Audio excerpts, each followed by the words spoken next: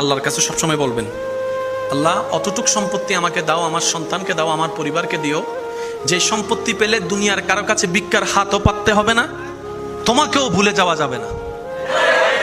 আল্লাহ অতটুক সম্পত্তি আমাকে, আমার বংশধরকে দিও, যে সম্পত্তিটা পেলে তোমার দরবারে শুকরিয়ার নামাজও বাড়াই দিব, মানুষের উপর দয়ার হাতটাও বাড়াই দিব। আল্লাহ আমাকে, আমার পরিবারকে অতটুক সম্পত্তি দিও না, যে সম্পত্তিটা পেলে তোমাকে ভুলে যাব, তোমার নবীকে ভুলে যাব, ইবাদতের কথা ভুলে যাব, অহংকারী হব, হিংসুক হব।